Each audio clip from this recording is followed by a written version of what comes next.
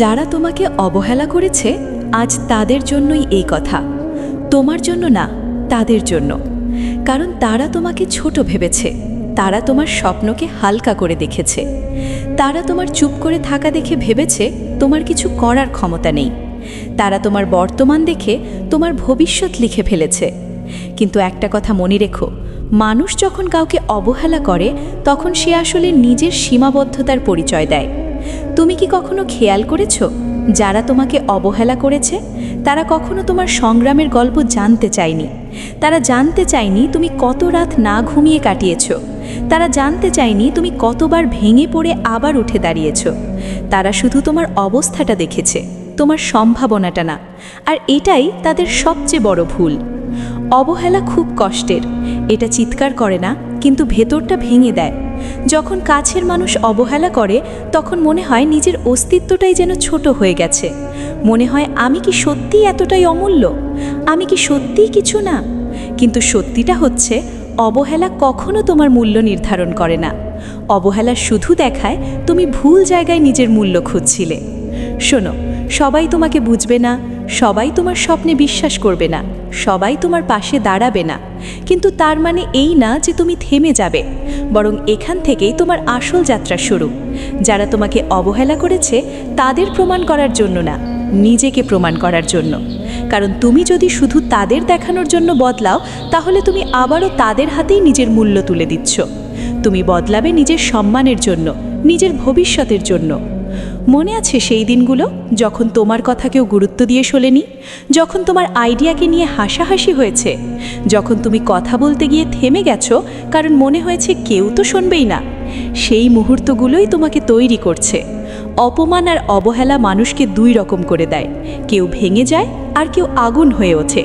তুমি কোনটা হবে সেটা আজ তোমাকেই ঠিক করতে হবে। অবহেলাকে অভিশাপ ভাবো না, এটাকে শক্তি বানাও। যখন কেউ তোমাকে পাত্তা দেয় না তখন তোমার সামনে একটা বড় সুযোগ তৈরি হয়। তুমি চুপচাপ কাজ করতে পারো, তুমি চুপচাপ নিজের স্কিল বাড়াতে পারো, তুমি চুপচাপ নিজের ভিত শক্ত করতে পারো। কারণ যখন মানুষ তোমাকে গুরুত্ব দেয় না তখন তারা তোমাকে নজরও রাখে না। আর এই অদৃশ্য সময়টাই তোমার সবচেয়ে বড় সম্পদ।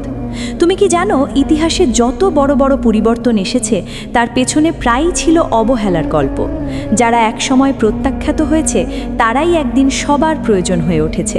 কিন্তু তারা কারো দরজায় গিয়ে বলেনি আমাকে গুরুত্ব দাও। তারা নিজের মূল্য এতটাই বাড়িয়েছে যে মানুষ বাধ্য হয়েছে গুরুত্ব দিতে। তাই তোমার লড়াই কাউকে হারানোর না, নিজের লেভেল বাড়ানোর। আজ যারা তোমাকে দেখে ভাবে তুমি কিছুই পারবে না, তারা আসলে তোমার বর্তমানটাকে দেখছে। কিন্তু তুমি যদি নিজের ভবিষ্যৎটা স্পষ্ট দেখতে পাও, তাহলে তুমি তাদের কথায় থামবে কেন?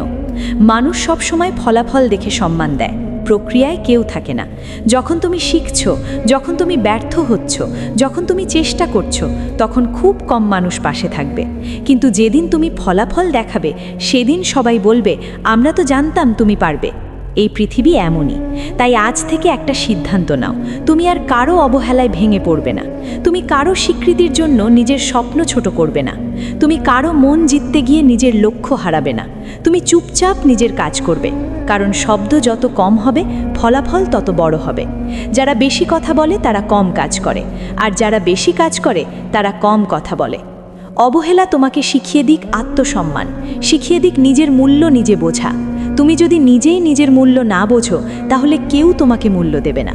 নিজের সাথে সময় কাটাও, নিজের দুর্বলতা চেনো, কোথায় পিছিয়ে আছো সেটা স্বীকার করো, তারপর প্রতিদিন একটু একটু করে নিজেকে উন্নত করো।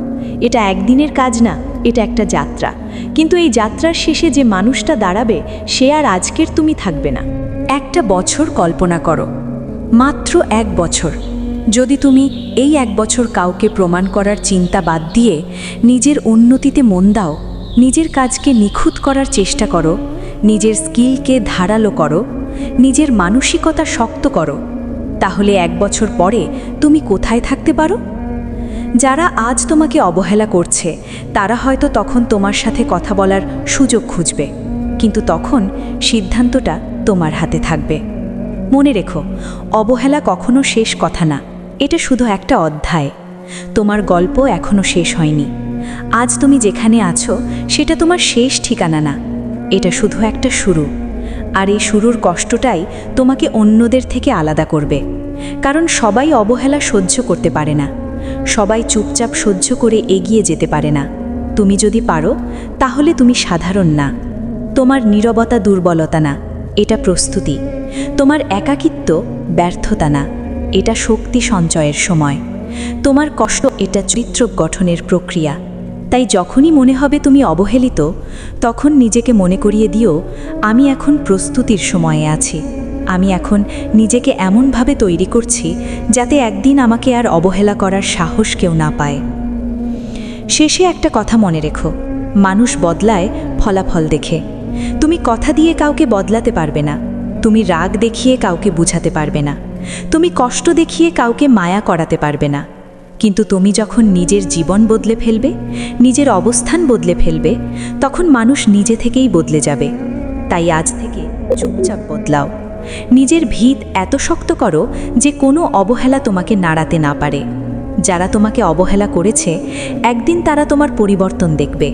কিন্তু সেই দিনটার জন্য অপেক্ষা করতে গিয়ে আজকের দিন নষ্ট করো না, আজই শুরু করো। আজই নিজের ওপর কাজ শুরু করো, কারণ তোমার ভবিষ্যৎ তাদের হাতে না, তোমার ভবিষ্যৎ তোমার হাতেই। আর যেদিন তুমি সত্যি সত্যি এটা বিশ্বাস করবে, সেদিন থেকেই তোমার অবহেলার গল্পটা শক্তির গল্পে পরিণত হবে।